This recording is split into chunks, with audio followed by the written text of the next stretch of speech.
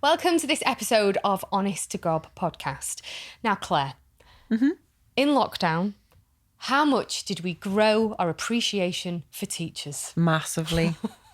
Absolutely, like 110%. I take my hat off to teachers. Well, we are going to take our hat off tonight to Rachel Winstanley, who is a teacher who is really, really passionate about self-development and wants this to be underpinned in all areas of curriculum so that all children can live their best life. And how can people follow Rachel's Instagram? Parents, if you want to get involved in this, what's the handle? Yeah, it's rise_self-development on Instagram.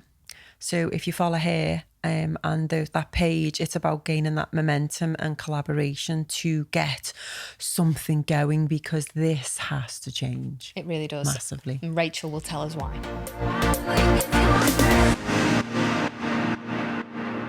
Claire, were you teacher's pet at Was school? I teacher's pet? No. No. Teachers didn't like me at school. Well, it's a good job we've got one here that does like you.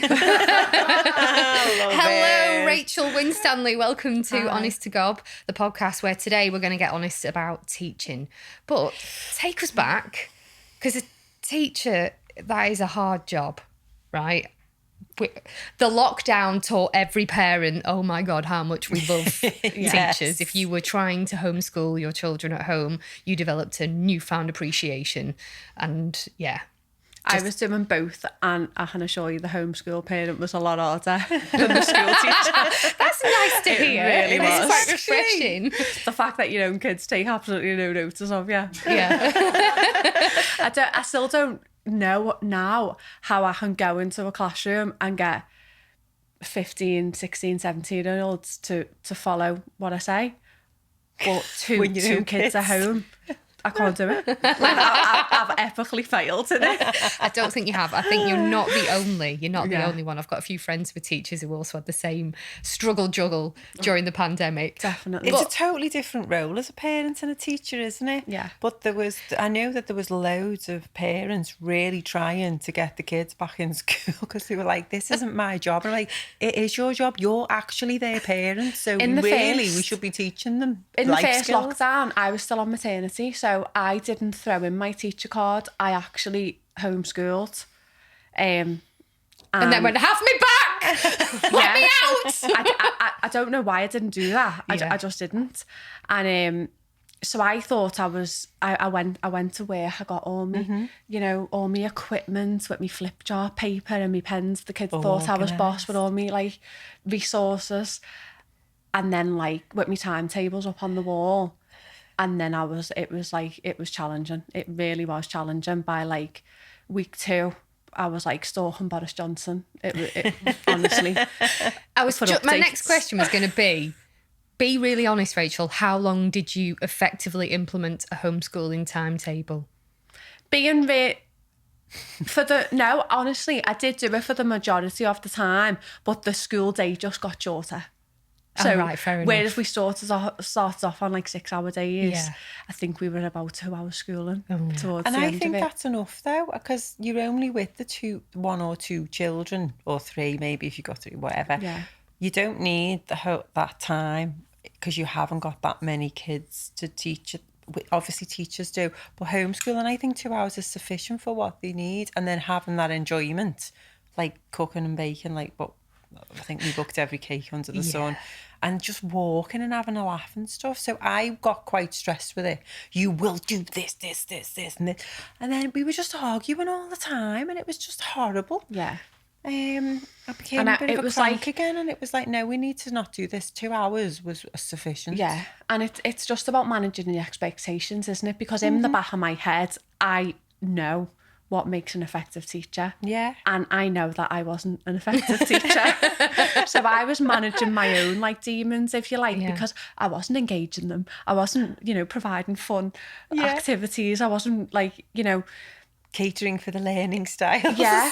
And then, but I had a newborn baby and I had a husband who I wasn't used to being in the house, working from the kitchen. So You didn't mention that bit. Yeah. Oh, God. Your that lockdown was- sounds like hell. A newborn, a husband working in the kitchen. And how old's your other Son or daughter? They were 9 and 6 at the time. Oh, hang on a minute. There's 3 children in the mix here. I didn't realise that. Right, rewind. So second lockdown comes and I'm back at work. Yeah, I was just that makes complete. That's when you're knocking back on the door. Yeah. Let me in. I'll take in. Take me in. I'll have any class. I'll have them all. Got to be easier than these 3. And it was easier. Yeah. Hands down, it was easy. So usually done the whole 3 lockdowns with kids. So. Well, I did 2 weeks. We had the happy school, and we had a charter and a manifesto, and we had values for our happy school, and we did the Vipers learning method for reading. I can't remember what it was, but I knew we had to do something with the acronym of Vipers. And we had a word of the day and a whiteboard. How long was that for? 2 weeks. I was like, fuck this. And then the child literally turned feral. He grew long hair. He looked like Mowgli from the Jungle Book, and he got babysat by the PlayStation. Yeah, I got like, you're a crap teacher now. You've even got a job. Because I'm getting them up at like, obviously, because my background's PE and sport, they're doing like PE for 4 hours of the 6. And they're like learning the anatomy and physiology of the body and how the body responds to exercise when they're like in primary. But like, you know what? Again, it's still something. But this is how like the journey. I have always been passionate about personal development and self-development, but it was that was the trigger for me to evaluate the whole system and to evaluate me as a person. And that's when I started doing more research and I've always like been involved in health and fitness from like 15. So that's always been an area where I've studied, but it was more the fitness side. Yeah. So then during lockdown, I'll be honest, it was like I can't like keep drinking bottles of wine every night. Like I need to look at another form of outlet. Like trying to get through it. So that's when I touched on the meditation, and then it was that awareness that I picked up. I was like, this whole education system's wrong. Like we as adults need to be more aware, but these kids need to be more aware as well. And that's where it's got me to look at how we are delivering curriculum and what is important and what's not as important. And I, at the minute, I don't think anyone's got it right in, we are producing learners that are passing exams, they are achieving academically, but they're not achieving in themselves or personally, because I wouldn't be dealing with the amount of issues that I am. And not just me, everyone who's involved in that environment will be dealing with some sort of issue or not. And I think if we embedded personal development into the curriculum from primary at an age appropriate level, there wouldn't be what I'm dealing with now. And I appreciate lockdowns heightened it. Yeah. But these issues have been throughout my career, so it can't be a coincidence. Talking of your career, how long have you been teaching? Where did it start for you? Officially teaching, I qualified as a teacher about 7.5 years ago. But before that, I was like a sports coach in a primary school. I qualified as a fitness instructor at like 17. So I've always been involved in some way of teaching people something. But officially within the education and delivering the curriculum that's set for like 7.5 years now. And the age range that I work with is around 16 to 19 at the minute. But you've taught all sorts of different year groups, haven't you? Like primary school right up to, would you class that 16 to 19 sixth form? Yeah, I take sixth it. Yeah. Form. What's the easiest? Of all the age groups of children, what's been the easiest to teach? I was going to say, what's the most enjoyable? But yeah, then I thought, they're two separate questions, aren't they, I suppose? What's been the easiest? Yeah. I think at the time I didn't realise it, but the primary age was so rewarding because, you know, they're so you do pure. One thing and they love you and, you know, everything's amazing. But because I taught sport, like I didn't appreciate like how long it took for them to get undressed and change. I didn't have kids at the time, so when I'm taking them swimming and I shut the door and go, right, everyone get changed, close the door, go in like 10 minutes later and they'll stand there in the uniform and I'm going, what's the matter? We don't know how to do buttons. And I'm like, because I didn't have a clue about that. But it is so rewarding working with, and the innocence of children as well is really nice. And being a part of that journey of helping them. But I would say in terms of rewards, and it would be actually the age group that I do now, because I'm dealing with kids who haven't got the best start in life, and to see some of them that have entered further education with nothing, not one qualification, and some of them now have been through university and they are, nurses, and that to me is like the most rewarding, because you can see the end result. Whereas primary, it's the beginning, isn't it? And you don't really get to see the end. Whereas now I'm seeing, like, you're going out into the world of work, and you're getting to see it, which is rewarding for me. As I said, my mate Kate is a teacher, and I always, when times get tough, I always like to remind her, like, you are changing these kids' lives. You are having a ripple effect on how they feel about themselves and how they go out into the world. She teaches drama, so it's not just about the education side of things. She's teaching them confidence and performance and how to have their voice heard. And she the messages, getting in touch with emotions as well, because it's acting and drama. I love it. But the messages she gets back, when they've done their exams, or it's beautiful. It's absolutely amazing. And I always like to remind her, I'm like, because we always remember, don't we, that one teacher that we loved. That if you had a good experience in school, obviously, you if you've had a positive experience, you do remember the teachers that supported you and made you feel great. And that must make you feel great then, teaching those young they're teenagers, aren't they, 16 to 19-year-olds, like you say, about to transition. It's a really important age. That it's a funny age as well. Like, between the ages of 16 and 19, there's a lot of growing up that happens in those 3 years. A lot of life events happen, learning to drive, being able, you think 16, smoking, driving, getting your provisional license, being able to drink alcohol legally. It's a real touchy, transition. Still a baby, really, phase.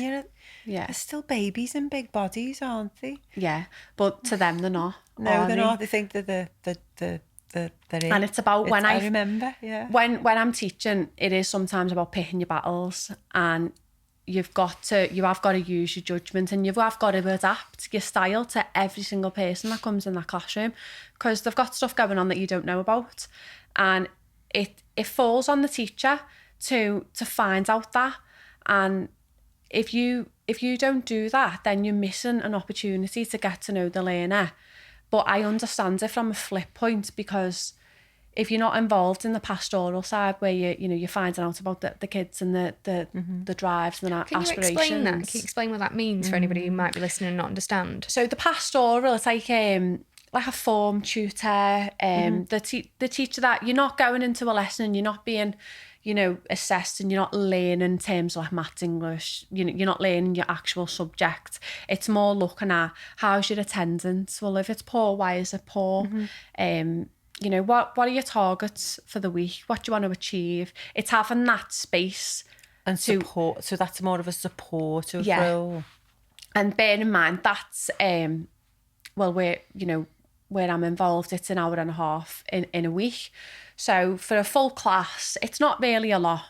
But the format is, I always try and make sure that you're spending a little bit of time with everyone, across the lesson. So that I'm fortunate enough to be in that role where I get that information, but I'm also a part of classes where I'm just a teacher. Like, I teach curriculum, and I've got to get you through, what the exam board want you to get through for me to be able to grade you on it. So that I understand that there's so much pressure in terms of, especially with lockdown, like, I've still got to get through the same curriculum with you, but I haven't hardly been in a classroom. So I understand how it's so difficult if you're not involved in the pastoral side with the students, how you don't know what drives them, how you don't know what difficulties they might face. So I think it's really good now, because schools are recognising the importance in that, and they are putting like pastoral leads and pastoral heads a year in. But in the same respect, I think every single teacher who enters that profession has got a duty of care to know their learners inside out. And I know it's hard to do on top of everything else that we're doing. And it's only going to change if, the powers above say, this is what we need to do in our lessons. Because if someone comes in and observes me, am I delivering the curriculum right? Am I using a mixed variety of assessments? Am I differentiating for each learner? Have I linked it to employability? If there's maths, where I can link it to maths. Is the English, you know, they're the things that I am graded on to make me outstanding. So is this by Ofsted? Yeah. Right. So when you say observing and grading, yeah, like cognitive inspection framework, they're and internally within organisations, that's what they're looking for. They're the key themes. But I think in order for there to be a positive change, you know, have I checked all the learners? How are they feeling today? You know, because even if it's something small with a little emojis of faces, they just highlight what face they're feeling. I know if their standard of work isn't where it should be, is it linked to the face they've circled? Because how you're feeling affects your outputs, doesn't it? So instead of, you know, just keep going after the outputs, it's go after the relationship with the student, and the outputs come. There needs to be more of a focus on that, and it's simple. It's like, let's just show them we care. I do that in my job, actually. So we have something called an end of day sheet, and it's an online form, and every single person in the company fills it out every day. And my first question is, like, you grade yourself from 1 to 5. Time management, efficiency, and completing tasks to deadline, 1 to 5. Second is, you know, energy and productivity, how you were feeling, 1 to 5. And then there's an opportunity to say, oh, you know, so if you go below a 3, it then pops up another question, says, why, what happened? And it's brilliant, because I do it for me. So my boss looks at that. My team who I manage, they do it too. And you're right. I'm able at a glance every morning to look at what they did the day before, especially because we're all virtual, you know, we're working virtually, what they did the day before. And if it looks like, oh, that's not, you know, they've not actually achieved much that day, you can then look at those questions and say, that's because she had a migraine, or he was feeling really overwhelmed, or this task actually took 4 times long. And it makes such a difference. Like you say, in schools, you know, you can do it when you walk out of Curry's. You press the smiley face of whether you've had a good experience or not when you go and shop for a TV. So you're right. Why can't that be done in schools? And it does happen. Teachers do it, but my argument is they do it through choice. It's a guidance. It's not compulsory. Right. So this is something that is then, like you say, how does that work then? How would a child in your class be able to tell you? So it depends emojis, on how does that work? It's how you plan your lesson and the resources that you use. Some teachers will choose to adopt, you know, methods like that. Some won't, because you don't have to. But if it's changed from the top, if you have to do it, they will do it. I get you. So at the minute, and we are overstretched, and it is a tough job, but there needs to be changes, because what's happening now, it's not working. Like, I'm working in the sector, and it clearly isn't working. Why is it not working? Because the percentage of students that I liaise with have got, you know, they might have experienced past trauma, or there might be issues that they're going on, and they don't feel like they can express how they feel, maybe because the focus isn't on them, it's about the work.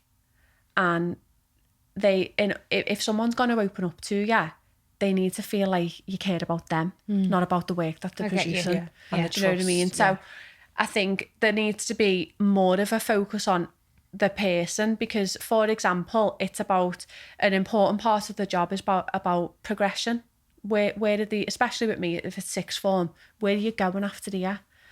You know, and it is a lot of pressure, and I think the focus should be more on, how do you want to feel in life? You know, who do you want to be? What's the identity, you know, you want to hold for yourself? Yeah, and then trying to link that then, well, do you know what? If you take this path, you know, that could help you to become this person.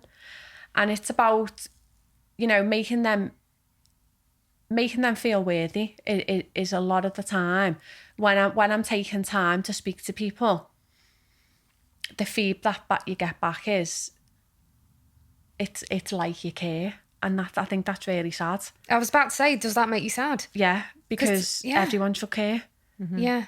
Especially in that role, you're there to inspire and lead people, aren't you, as a teacher? And we were talking about this on the car on the way here, weren't we? About some teachers have done it for that long and have literally had the soul ripped from them from the work that they do, that they're just, it's not there anymore because it's been so hard. And then some key teachers are so passionate and emotionally intelligent, not just academically clever, because it's about you become a teacher, like what you were saying before. You go and you learn all the academic stuff that you need, but you don't learn how to deal with people's emotions or be aware of how to deal with support. And that's exactly it, because when I was going through my teacher training, it was all about how to meet the needs of the learners academically. Yes, it's a little bit touching on Maslow's hierarchy of needs. Are they warm enough? Are they this or that? Can I explain for anyone listening who might not understand? Is the room well ventilated? If it's not, then they're not going to learn properly. Or, do we need to have the heating on? So it's all about checking the environment. Mm-hmm. So that is touched upon. But at no point in my teaching training did anybody say to me, if a child says they want to kill themselves, this is how you should respond. Or if you are dealing with somebody who was self-harmed, this is how you should respond. That is all learning on the job. Mm-hmm. And I think, as you touched upon, it is quite an important role, isn't it, that you're playing? It's very important. I think the whole, not just the curriculum, but the whole teacher training system needs to be looked at as well, because I can guarantee a lot of people may reevaluate their career path if they are fully aware of the issues that you have to deal with. I always say I feel like the curriculum is the last thing I'm delivering. Talk to us about some of the issues you have to deal with, if you don't mind. With obviously, I know you've got to be careful what you say, but yeah. A massive trigger is if somebody's attendance falls. There's a reason for that. So then you engage in conversation, and sometimes that can be because it can be, lack of motivation, lack of self-esteem. And then others, it can be more serious. You notice, I've had students, say they've tried to kill themselves. They've been raped, bullying. I've had, previous, disclosed trauma that they mightn't have disclosed until they've got to 17, 18. I've had, disclosures of, pressure. They just feel pressure, and that can have a massive effect on how they're performing in the personal life and in college. So I think, can I just ask what are the main pressures that come in for the students? A lot of it's around social media. I was just about. We actually did a podcast on that the other week, social media, didn't we? But I go on. So what is it about the filters? Is it about the perfect look? Is it about the perfect life, or is it the likes and the comments? It's both of them. Yeah. I speak to students who take a picture down if it hasn't got so many likes. What? Right, hang on. What? Explain that again. So if they post a picture and it hasn't got so many likes by a certain time, they take it down. What? Why? Because in there, they've created a perception that's not worthy to be posted because people don't like it. Oh my God. So no. And I always, it's silly things like I'll post things to students. Not one person likes it, but it doesn't mean to say it's not having an impact on somebody. It doesn't mean to say that the algorithm isn't messed up as well. This is my job. I work in social media full time, and trust me, completely. Sometimes it's just like, you've no idea why certain posts do better than others. And it's comments as well. Yeah. They have an impact. And sometimes, we don't say things how we mean them to come out. No. So they may interpret it differently to what it's intended.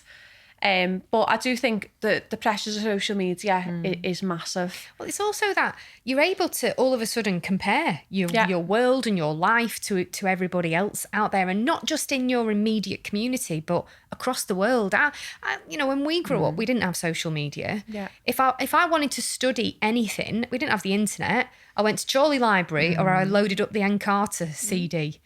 producer Jacob is so young. He's like, he doesn't understand. I don't even know what the Encarta CD So the is. Encarta CD-ROM, you had like all these CDs, and they were numbered, they were like an lettered, like encyclopedia, Yeah, and online. yeah, Well, yeah. it wasn't online, like a CD encyclopedia. But I think you could get it on floppy disk at one point as well. Madness. Discs, remember that? Yeah. But my point is that my exposure and your exposure will have been in your immediate community, and maybe what you saw on TV, which again was pretty much Down to 4 or 5 channels. yeah, That was it. and it was the content from mainly your country, maybe America, Neighbours, a bit of Australia, Home and Away and all that. And that was it. Whereas these days, these kids are looking at pictures from all over the world, from a life. Influences. They've got a lot to answer for. Yes. Like mental health among the younger generation is massively influenced By the by that. influences. And I know that the influencers themselves are battling their own issues, but what they're doing and how they're presenting their perfect life and their filtered face is having an effect on the generation that I'm teaching, because you're never going to look like a filter. No. And it's really sad that people are aspiring to be that person. And it to me, it all stems from the education needs to start younger. I speak to the age group I'm with now is 16 to 19, and I ask them, how, if you take sex education as an example, what percentage of your school life was sex education? And that will vary from once a year to none, to once from year 10, maybe in year 11. And that's a massive contributing factor to issues that then present themselves later on. If you look at issues like revenge porn now, that's increasing massively. And when I've spoken to young people who have maybe been involved, every class I've been to knows somebody who's been the victim of revenge porn, and I think that's frightening. That's sharing images that have been sent privately and sharing them online or have seen them or know somebody. Yeah. So for all the classes to have someone that's happened to, I think it speaks for itself how much of an issue this is at the minute. So when I'm speaking to these groups and I'm saying, but what motivates you maybe as a person to send the picture in the first place? And it is generally a lot of the time validation. They want love, they want attention, they want to please people. And then if you look at the flip side and you're saying to the others, well, what would make you share that? Then they say, well, to laugh. Well, it's just funny, isn't it? Everyone will think I'm big time if I'm showing them this. And so to me, that speaks massively volumes of a lack of education, a lack of self-awareness around self-esteem, self-worth, and a lack of empathy. Yeah. And these, to me, is what I'm trying to say comes before English. It comes before maths. It comes before any subject that you can put on the curriculum. And it's not working, because I'm dealing with young people day in, day out that don't have them qualities. And they're all from different schools, they're all from different areas, and they're all from different backgrounds. And I'm not saying every single young person that applies to it doesn't. And there's some schools that are choosing to address these issues. But a lot of the time, issues are addressed in education on a reactive measure. Can I just ask there, does the head of the school have the say-so to introduce the emotional intelligence piece and the self-awareness? Do they have that, I want this to be part of it? Yeah, and the actual teacher has that power as well. But then I know how hard it is to get in that hour and a half you have with them to deliver your curriculum and then do all that. And then we're measured on the success rates. And, how it's at the minute with everything else we have to do, it's really hard to get it all done. That's why it does need to come through from the top. And at the minute, it's not enough for the heads just to say it, because they're under pressure from local governments and, you know, nationally achievement rates. It needs to come from the government. It needs to be, the system is outdated. There's similarities to when I was at school. I'm like 40 next year. That's wrong. How much has society It needs to move developed forward. and it's still nearly the same as when I was at school. That's not good, is it? Do any countries get this right? Do any countries adopt emotional intelligence, that self-awareness, mindset, mental health piece into their learning? Yeah, they do. And don't get me wrong, schools do here, but it's through choice. And that's where I think there's gaps, because some schools choose other areas as being more important. And I think the fact that they react to things like at the minute, you know, if in an area knife crime is an issue, there'll be like county lines police will be in, we'll get PCSOs in, you know, we'll all be doing, there'll be posters up about knife crime. That to me, it's reactive. Yeah. We need to be going back, and we need to start this from primary, and we need to grow up with this awareness. But you know, unfortunately, we are dealing with young people who feel the need to carry knives, because if you have got an altercation with another gang, that they are likely to find you at your place of education. So that's the easiest place. So then to protect themselves, they will carry a knife. And they're not... How young are we talking? It's going on from the enter secondary school. You know, and it wouldn't shock me if it was primary. You know, it's a sad reality that we need to address proactively. And I think some teachers standing there who have got no awareness of, they haven't lived in these circles and they don't know how these kids speak. Them standing there delivering a pack that's given to you has no impact. You know, we need to be making use of people in society that have been through these situations. I'm part of an organisation called No Knife Crime, in memory of Colin McGinty, and my friend Laura Hughes is a sister of Colin McGinty who was murdered, and we do this piece. We actually did it through a local radio station, and we invited kids in to come and listen to Laura and her mum talk about the night Colin died, and the impact that that's had for 20 years on the family, the impact it had on everybody else, the ripple effect. And it's amazing to watch. Yeah, it has so much more impact, doesn't it? And the problem is now, again, that's through choice. The school or the college will choose to get them in. But, you know, I know firsthand, if you're under pressure to get them through exams, and that will take a back seat. And that shouldn't be the case. You know, we also did one thing with it as well, which was really important. The first time we ran it, we noticed that the schools were sending the good kids who would look great on a photo and they'd behave in the sessions and it would be good for the press. Yeah. So actually, when we ran it again, we asked for the children who need to hear it. Yeah. For the ones who might have already been identified as having those links. And we worked with the police on the project as well, and it was good to see. But like you say, going back to teaching though, you are under so much pressure, and there will be a lot of people potentially listening to this who are like, oh, but you get 3 months off in the summer or whatever, 6 weeks off in the summer, 3 months off, you get 3 months off a year and all that. It's hard, isn't it? At what time does your day start for you? Oh God, for me, so I'll get up earlier. So I'll get up like 5:36 to be able to respond to emails, just to take the pressure off when I get in. Yeah. And then obviously I've got my own mum duties and getting the kids. But that's my point. It's so hard, I think, when you're a teacher yourself, because you've got to sort your own kids out to then get to school on time. So I'm presuming all your kids are in breakfast club for a start, because that's the only way that you can then make it into work on time. And I think now, because, I mean, don't get me wrong, the platforms that we've used to get through online learning is amazing. You know, kids, you know, we've been teaching online, haven't we, for so long, but them platforms are still there. So, you know, if I get a message that flashes up, it could be like 10 to midnight.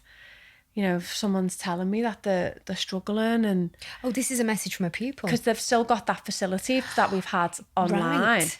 You know, so it is sometimes there's no 9 to 5 about teaching. You know, that it is. You can't it is ignore all, that either, can you? Well, no, I couldn't.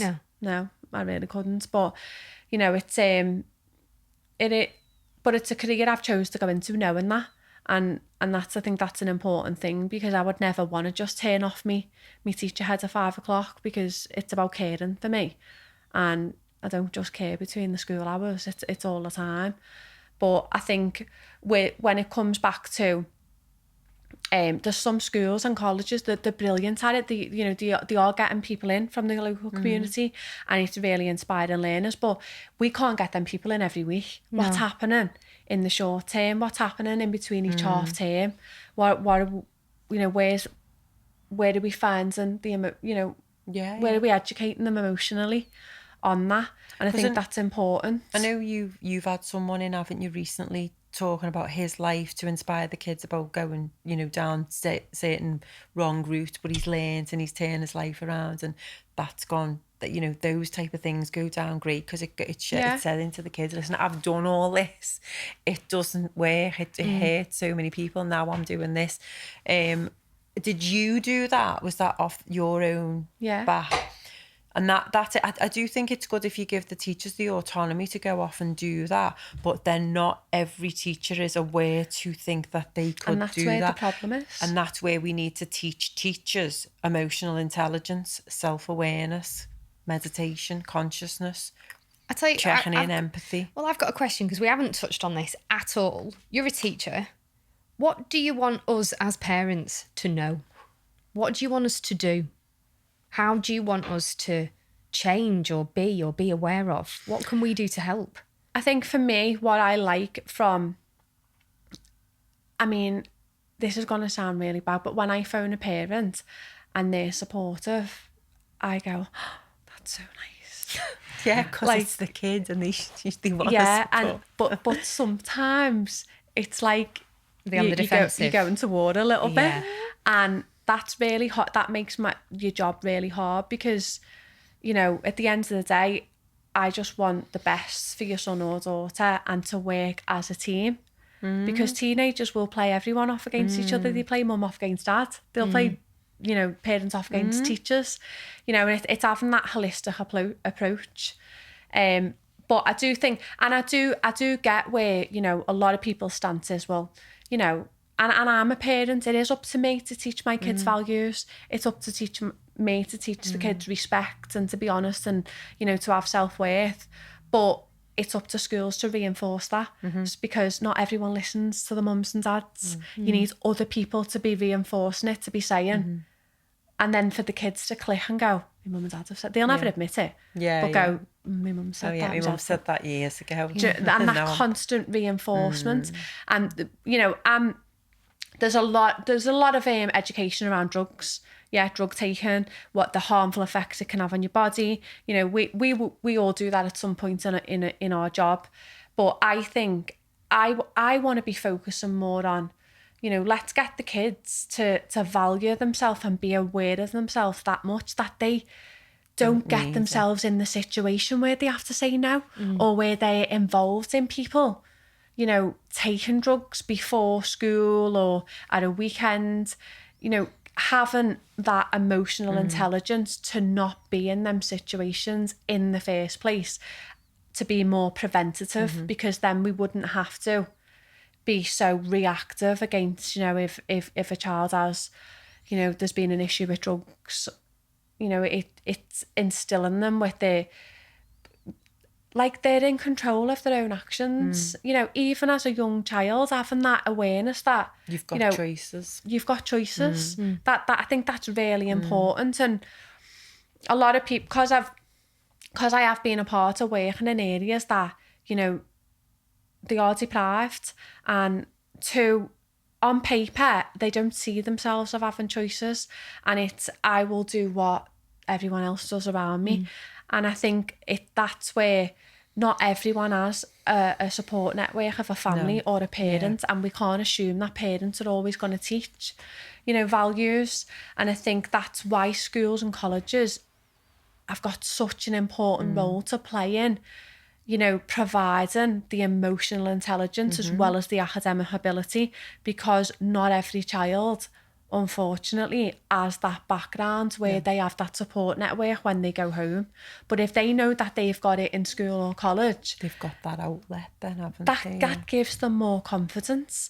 And you only have to see somebody with a little bit of confidence or belief in themselves, and then that changes their aspirations. That's a little spark then, isn't it? I used to work in First Art Group, Knowsley Housing Trust, and I've lived in Knowsley all my life. I didn't know it was one of the most deprived areas in Europe, and I didn't realise how many vulnerable people lived in Knowsley because I lived in my own little bubble, and the amount of people that the housing officers at the time, that's what they were called, I don't think they call that anymore, they'd be traumatised by the tenants that we had because of the lives that these people who had mental health problems, they'd been abused, they lived in families where you didn't go to work, and if you thought you could go to work, who do you think you are going to work?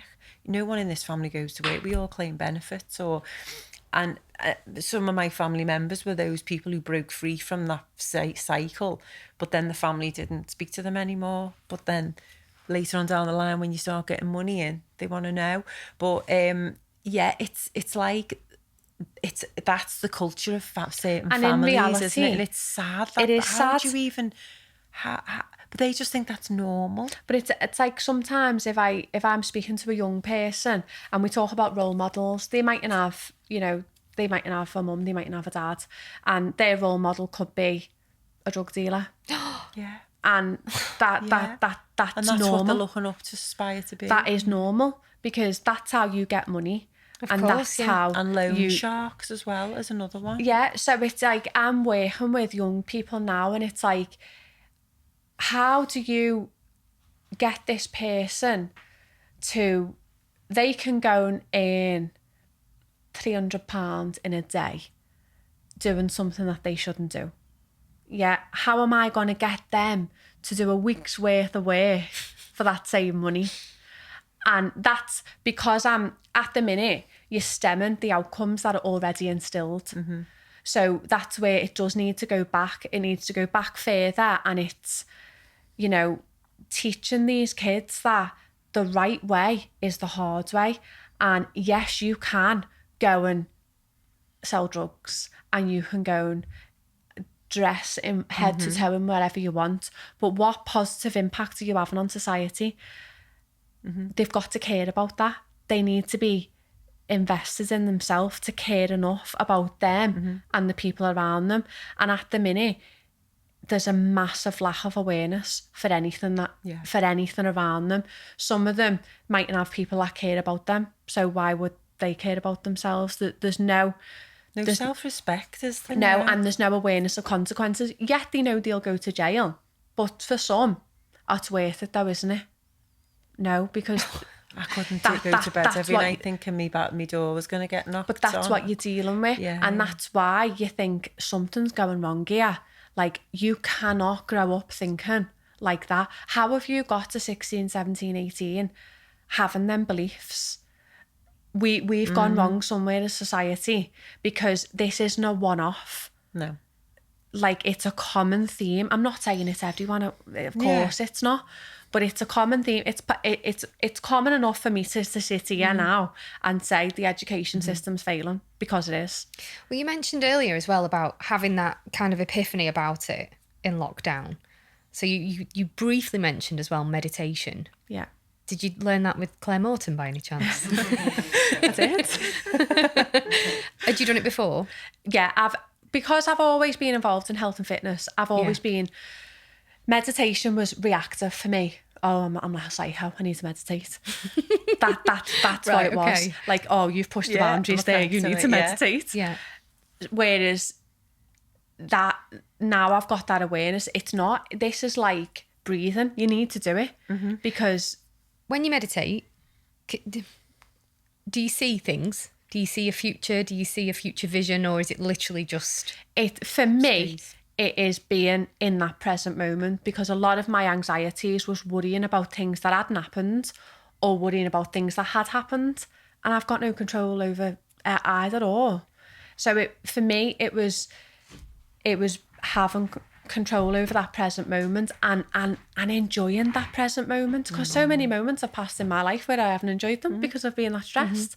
And I see that in the kids. And when I mention meditate, I honestly believe in your registration every morning of every class, you should be doing meditation. Well, that was my... It's like brushing your teeth, isn't it? Yeah, The you reason, should why be I doing asked, it. the reason why I asked you about it was because you said that was the moment where you were meditating and you thought, this system's broken, it needs to change. Like, if you were the boss, if you were Boris's right-hand Maven education superhero, what practical things would you do? I was going to ask you for 3. What 3 practical things would you do? And you've just started to mention the one about registration. So how would you see that looking and working? I would make meditation compulsory, a part of every day, to a point where it's normal for kids to do it. And because they've got the impression it's like you're hugging trees and you're sitting there with your buddhas, and like if I mention meditation, they're like, oh, she's on one again. But I did it with another group. I said, right, I just want everyone to let's just have 2 minutes. So just turn the lights off. They looked at me as if I was mental. Turn the lights off, and I was like, right, just listen a minute. You don't even have to shut your eyes. Just listen. And I had a little timer on, and they were like, and I went, right, that's it. And they were like, what was that for? And I said, that was just for you to be present in that moment, because some of you were coming in fuming with your hair or the buses or your fella, and it's like, really, let's just take a moment, because how am I going to teach you when you're fuming with the world? Yeah, totally. Like, let's just have a minute. And I'm not saying we need to meditate for like 20 minutes. We haven't got to it. Like 2 minutes. Yeah. 2 minutes just to bring everyone back to where we need to be, and even the teachers. Yeah. Because I'm telling you. Absolutely, because it's the energy that the teachers give off. The kids will pick up on it, won't they? And vice versa. So I think that needs to happen. And I think that needs to happen not just with the kids, with the staff. Like, it needs to be compulsory. You need to do it. I think that there needs to be more of if you can go to Home and Bargain and press a button that you've had a good shop, why isn't there a compulsory system in a school? How many kids have had a good day today? Well, you're telling me they have, but are you just blagging it so everyone thinks you're a good teacher? What evidence have we got? You know, and I don't... We're measured in success on attendance, retention and achievement. but not happiness. But if we meet them 3 areas, we've got happy students. No, we have not. We might have students who are really, really, really struggling. To get them outcomes, But we've ticked them boxes, so we're outstanding. Do you do student surveys? Yeah, we do. Do you do anything with that information? Yeah, we do. So, for example, we have boxes. Do you feel safe in college? If somebody doesn't tick it, they would, we'll speak to them, we'll bring it up. But again, that's once a term. So it's not regular. And things can change weekly, daily, can't exactly. they? The thing with the meditation as well, because I mean, we say about it being compulsory, and meditation doesn't have to.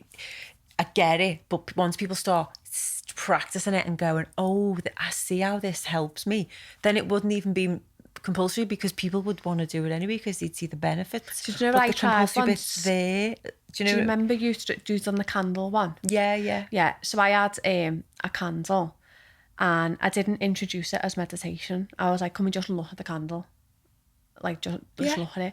And then I explained at the end, well, that was like meditation. It was just concentrating on something. It's about focus. And for some kids who are going through trauma or they've got anxiety, you've just gone 2 minutes of not going through them emotions. If you can achieve 2 minutes, let's try and work on it. And but there needs to be the time to do that in education, and there needs to be the recognition that is important. That, to me, that's just as important as sitting in your English and sitting in your maths. And the science behind what it does to the brain to be able to help them to learn quicker. Yeah, massively. There's loads of research now, isn't there, between your gut and your brain. I know we all educate kids on the eat well plate and, you know, what you should and you shouldn't eat. Don't take notice. But no, my daughter doesn't. You know, there is more science coming out now that what you eat has a direct link to how you feel. You know, and it's reinforcing that, not just when it's a theme, but all the time for healthy eating. Yeah, let's reinforce it all the time. You know, if I have someone come in with, like, you know, energy drinks all the time, or they're eating, you know, chocolate crisp, this, that, and you don't meat at your dinner time. It's like not lecturing them, but just like, oh, you know, do you know what you're eating there? You know, that's just a fast release of energy. You know, you'll feel hungry again in an hour. Just, you know, educate little and often. Not like, let's have this big thing on healthy eating and then we'll forget about it till next term. Yeah. It needs to be consistent. Yeah. There needs to be a consistent approach to emotional intelligence for the education system, in my view, to be viewed as outstanding, because I don't think anyone now, if you go on the Ofsted website, if you pull up all the schools and colleges, education establishments that are outstanding, how happy are the students? Like, how happy are they inside? I think that would give you a different outcome. I think you are absolutely bang on. I really do. But it's how do we do hard. that? How do we do it? I think it's got to come from the top, because I would never want to be a principal. I'd never want to be a head teacher, because their job is so hard. They're not just managing the pupils, they're managing the staff as well. Yeah. And we've all got different targets to meet. And I appreciate it is a hard job to do. But unless the government, the Department of Education, unless these change what they expect, we're never going to be able to deliver it. It's always going to rest on people and their own personal experiences to embed this into curriculum. You know, I'm not... You know, I don't wish a national lockdown and homeschooling your kids on people but that's what it took for me to realise, this is wrong. And it's saved, I think the traditional schooling system saved us in the past, like many years ago. When we didn't have social media, when we didn't have the pressures that and this life that we live now. And there's a company that I follow and I love them called Mind Valley, and they're a personal development company online, and Vishen Lahiani, the owner, founder of it, is so for breaking down the school systems and university systems. He's like, it needs to just all be broken down and rethought. It's old systems that don't work. And do you know what? It's sad it comes down to money, because I know, like, we're mates, but what you do and what you offer and how you train staff, that is a valuable resource, and that should be available to every organisation, but it's not because of money. Yeah. And I think that's where, you know, the government needs to look, and we need to look at funding to be providing people like yourself to come in and educate staff, because in reality, we can't have organisations coming in every day. It's just not feasible. But a company's best asset is its staff. Yeah. And, you know, there's not enough money from the government to be able to invest in the staff, who then put that knowledge onto students. To wrap it up then, because obviously you're not going to be able to solve it straight away. You're not going to be able to become bezies with Boris and make him, unless you might, but I don't know. Never say never. Never say never. You could achieve anything you want if you put your mind to it. That's what we're going to teach these kids. I'll manifest it. Because money might be an issue, because things do have to come from the top. Sometimes you have to work from the bottom up, right? And you can make a change from the bottom up. What could a teacher do, every teacher do, apart from meditation? What one thing could they do you think, that would, you know, make, if they applied it and did it consistently, would make a difference in teaching them with kids? Consistently show that they care. There you go. Perfect That's answer. Lovely. Yeah. Rachel Winstanley, thank you so much for joining us on Honest to Gob.